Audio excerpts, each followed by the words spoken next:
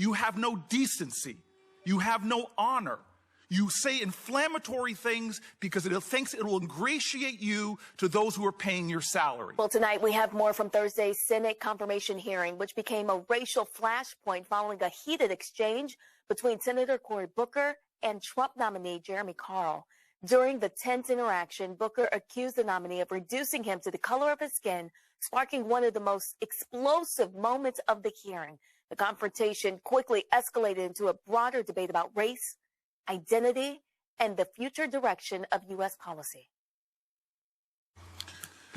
Mr. Carl, I never thought I would have somebody that made a lot of the statements that you've made before the United States Senate, and I would love to discuss some of your comments. You're going to be working with international organizations. Do you think one race is superior than another race on the planet Earth? Senator, absolutely not. You don't. So do you think that America would be weaker if it was, say, 40% Jewish? Senator, absolutely not in and of itself. I think the problem... Well, why did you qualify that? No. Well, Senator, if you let me finish, I do not. I believe that unity, as President Trump has said, rather than diversity, is a greater strength. But why not simply say it doesn't matter what percentage of our population is Jewish? Senator, it certainly doesn't matter. It doesn't matter. Senator, if I could finish, as somebody of Jewish origin myself, and I do want to take this moment to say, because there have been some comments made, one of my weaknesses, and we've discussed some that you may think in general are weaknesses, is sometimes I take an idea too far. And I made some comments in interviews about minimizing the effect of the Holocaust that were absolutely wrong. And I'm not going to sit here and defend them here. I just want to be very, very clear on that point. Again, had I been in Germany in that time, even though I'm a sixth-generation American, but had I not, I would have been killed just like anybody else. I've heard you say that you regret some of your comments about Jews. Absolutely. Do you regret any other comments about any other races? Senator, you would have to reference a certain comment, but I'm certainly not a perfect person, and I'm sure that I've made... Do you regret any of your comments about Latino Americans? Senator, I'm sure that if you read me every single comment I'd made about a group, there would be some that, upon consideration... So you stipulate for this body that you have in your past made comments about Jews and Latinos and perhaps blacks that you perhaps regret? Senator, thank you for the question. As a Calvinist who believes that we're all infinitely sinful and only redeemed through grace... See, sir, we're sending you into a very diverse world. Yeah. And you can't say unequivocally that America, it doesn't matter what our racial makeup is. You believe it matters what the racial makeup of America is. Senator... Do you believe it matters, yes or no, what the racial makeup of America is? Senator, to echo President Trump, I believe I don't want unity you to rather echo than diversity... President Trump. I want you to answer my question, yes or no. Does it matter what the racial makeup of America is? Senator, I'll stand on my comment. Thank you. What's your comment? Answer the question, yes or no. Echoing President Trump, I believe unity rather than diversity is a strength. So you have a problem if America grew to be more Latinos than white people? Senator, the individual group is not important. This is a cross-societal... What do you mean when you say that you believe in the Great Replacement theory? Senator, thank you for that question. This refers to the intentional demographic replacement of Europeans in Europe. It was invented by Renaud Camus, who was a French scholar. You think there's an active effort to, quote-unquote, replace Americans right now? Senator, I think the Democratic Party, through its immigration policies, has certainly shown signs of that. And I don't understand that. So you are saying that if more Americans are black or Latino Americans, that somehow weakens America because it puts whites in a minority? Senator, I never said anything like that, nor do I actually believe that. I want to be very clear that regardless of country, if people generally share more in common, can I read you what you've said? Because it sounds like this. You said the Great Replacement is real, and they are going to try to make you pay for it. Who is they? Senator, thank you for that question. I simply don't know from you reading that one isolated comment. So this is the problem. You make the most incendiary comments that you admit that you regret about Jews, about Latinos, about blacks. And you sit here and say that you do not have a worldview, that somehow our country is weakened based upon the populations of each. In fact, you say in your writings that it is a threat to the United States of America and create an us versus them. And the only interpretation I can have of us versus them is it's white people against others, which sounds deeply racist to me. That somehow you think our country's greatness depends upon its ethnic diversity, as long as white people have more numbers than others. That does not sound like a nation that was founded with the belief that all people are created equal and equal before the eyes of God. It sounds like you have a racial hierarchy. There's no way for me to read this in any other way. Senator, because you have said our country, based upon religious diversity, based upon ethnic diversity, based upon racial diversity, you have indicated that somehow those make America weaker or stronger. That God forbid our nation grows in population, that then you suddenly say, I'm aggrieved, and they are trying to replace us. This is the United States of America. We are one nation under God, but you cut us up and divide us along racial lines. Senator, respectfully, I do not think that they do. You cannot use the word respectfully, because you do not respect me. Oh, you no, look actually, upon I do. me as my color of my skin. You say holidays like Juneteenth are racial hustles. Don't come here and hustle me. Senator, you have said statements that other nations are going to look upon you and read plainly. When you go to a country of a different religion or ethnicity, you have discriminated against Jews in your writing, you have discriminated against others, and then you claim yourself as a victim. Mr. Chairman, I've never seen such a blatantly racist individual who doesn't even deny that he's made these statements, but wants to tell us that he regrets them, and yet still believes that this body, who is committed to principles of equality, who is committed to ideals of our founders, that you're not in direct violation to the ideals and values and principles. And the last thing I want to say, I watched people beat others when they attacked the Capitol, viciously attack police officers. Brian Sicknick, a New Jersey resident, was beaten near death and would die days later. And you say those violent felons, you literally have said that they were treated worse than people during Jim Crow.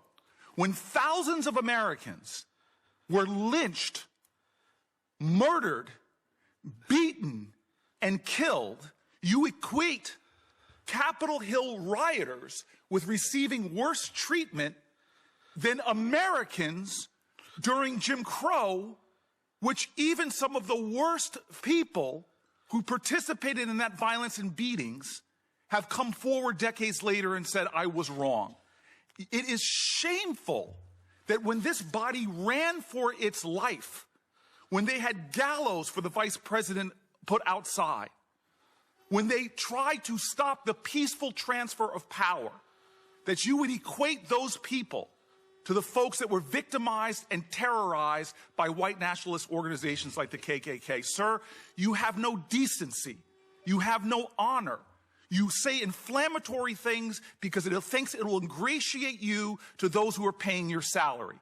And you sit here before me and try to wrap yourself in the American flag? Well, I believe in this nation. I believe in the principles. I believe in those who fought and died for our country.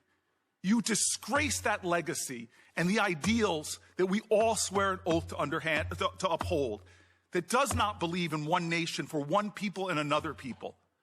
Dear God, I pray for us if we let somebody like you represent us to the diverse nations of the world as representing the values of our country. Senator, I absolutely deplore Jim Crow, but I do not agree with the characterization that you have done of my views.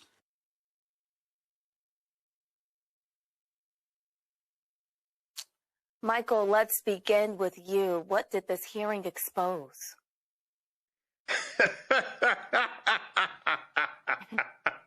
It didn't expose anything that I didn't tell you in 2023 or 2024 about Donald Trump. He's a white nationalist, white supremacist. This is his nominee. This is Project 2025. This is the fear of the browning of America. I'm glad Senator Cory Booker just wore Jeremy Carl's ass out.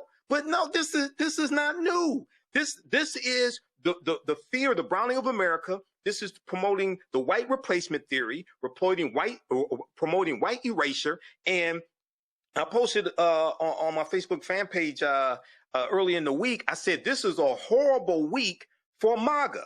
First, you had Bad Bunny performing at Super Bowl 60 and got 128 million viewers of his halftime performance, and it was all in Spanish.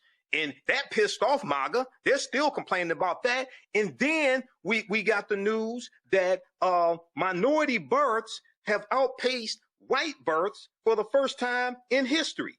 And they said that only 49.6% of the births in America were white births, and 50.4% of the births of America were made up of Latinos, Hispanics, Black, and Asians. Okay? This is what Jeremy Carl and Donald Trump and people like him fear. They fear that by the year 2043, they're no longer going to be the majority population. This is what Project 2025 is about. This is why Elon Musk is obsessed with birth rates and why they want and why they want white women to stay in the kitchen, stay at home, have more children. And if you take this back to 2017, Matt reads The Atlantic every day. He reads The Atlantic all the time. The Atlantic magazine had an article that talked about how the 2016 presidential election, it said that white non-college educated voters who voted for Trump, it said their driving factor was not the economy. They said it was cultural anxiety. They said it was their fear that they were going to be overran by Latinos and African Americans, non-white people, and what would happen to them. Okay. Then the 2020 census came out in April 2021, and it showed that the population of white people dropped below 60% for the first time since 1790 when the first census was taken. It dropped to 57%. Okay. So this is what I've been talking about. This is what Roland's book, White Fear, is about. So I'm glad this is being exposed. This doesn't teach me anything or tell me anything that I didn't already know. I'm just glad Black Star Network is showing it. Well, Matt, what does it say about America that someone with a documented history of racist and sexist rhetoric can still be considered for a top State Department position? You know, Brittany, that's such an astute question, and you kind of took all of the wind out of my sails, because that's exactly what I was about to say. I was going to say that shows you how far gone we are, that they can promote a virulent racist who has the audacity to continue tweeting and, furthering statements while he awaits the confirmation. And they can promote this to be the person that is one of our front faces to the world, a world in which there's currently crazy anxiety, even across the pond, with white people in Europe who don't know what the orange man is doing in trying to co-opt Greenland, right? So, I mean, the idea that this administration would put forward someone who is so far beyond the pale shows you how far beyond the pale we are as a country. And what I think is particularly insidious about people like this is, you notice they say all of these horribly racist, virulent, unequivocally terrible things, but then they get in front of the Senate and they try to act genteel and they try to say, oh, it's respect. And, maybe you're taking it out of context and I didn't quite mean it that way. I need to walk some of these things. But no, when you're tweeting and you're saying all these hateful things about people, that is the truth of who you are. And the idea that the administration would think he's the right person to put up is extraordinary. And if you notice, some of the strongest pushback is actually coming from a Republican senator from Utah, John Curtis, who's saying this is not the right person for us to put forward because of his anti-Israel and anti-Jewish statements. So it's crazy to me that this would be a person that they would ever let get through their vetting process to even put in front of the Senate. But I think that's proof positive of just the craziness that we're in this society, and also the brazenness of this Trump administration. I think Michael's right. And to his credit, he's been saying this the last several years, but they're trying to find, in my opinion, as far out as they can go and change, I think, what's called the Overton window to see what people will accept. And this would be beyond the pale last decade. I mean, even 10 years ago, the idea that a presidential administration would promote someone like this would be unfathomable. And this is common fare now. So I'm glad he got the pushback that he did. Candace, what does this say about the stakes of the 2026 and 2028 elections? Oh, my goodness. Well, it tells us that plain and simple, like Matt and like Mike have said, that we always knew this was out there. It's the hats are off, the masks are off. There's a bigot in the house. And what? This is nothing new. This is a tune that we've been dancing to for a long time, or they've been dancing to. I think what's so remarkable is just to actually see him there, having, been thumb thugging and so keyboard confident in everything that he says. And then he's sitting there and being berated as he should have been and taken down by Senator Booker. And all of a sudden, I'm going to piggyback off of Matt, acted like he didn't know what was going on. He had tears in his eyes. He was going to spontaneously combust from the whooping that he got from Senator Booker, as well he should. And that on another level is someone that we don't need either. Someone who cannot even, stand up for what they even believe in. What he's doing is he was step-in fetching to the highest payer, to the highest panhandler. And this is where he is, looking embarrassed, someone of Jewish descent, though he converted to Christianity, and said that the Holocaust survivors should just get over the Holocaust. This is not a man that has anything worth even dignifying. I mean, I'm glad we're talking about it, but we have seen his type coming and we've seen his type going. And he's probably going to be one of the ones that goes. Visit my website, AfricanHistoryNetwork.com, AfricanHistoryNetwork.com. You can register for this new 10-week online course. So we're going to teach this on Sundays, normally 4 p.m. Eastern Standard Time. We're running late today. So as soon as I finish this broadcast, I was going to start the class about 5:30 p.m. today. Because it's a holiday weekend, I'm going to do a quick introduction to the class so you could join us for that. The class is on sale, $80. You get 5 of my lectures free in digital download format, okay, when you register for this as well. Click right here, register here. You can do debit card, credit card, what have you. If you want to do it through Cash App, send it through our Cash App is here, $ the AHN show through Cash App. You click on the link. It takes you here. And if you send it through Cash App, follow it up with an email. You can email me through the website right here. Contact the African History Network at the top. If you send it through Cash App, follow up with an email. Let me know you sent the registration through Cash App. And this is our official Cash App account, $ the AHN show, SHOW. When you go to it, it'll say, Michael, these are some fake African History Network Cash App accounts that have been stealing money from us. I'm still trying to get them shut down. Here's our PayPal link right here also. Okay. So this is African empires, the Moors, and the transatlantic slave trade, 5000 BC to 1800 AD. Okay. So this is a new 10-week online course that I'm teaching. I've been teaching online history classes going back to 2017. And, I put these classes together, put together the curriculum. There are about 200 slides in this class, 80 to 100 articles that we reference, 15 books. You don't have to buy any of the books. I'll show you screenshots of the book as well. The content is PG-13. You can use this with your children, okay? And it's very engaging. It is interactive also. There's a class chat, so you can ask me questions in the class also.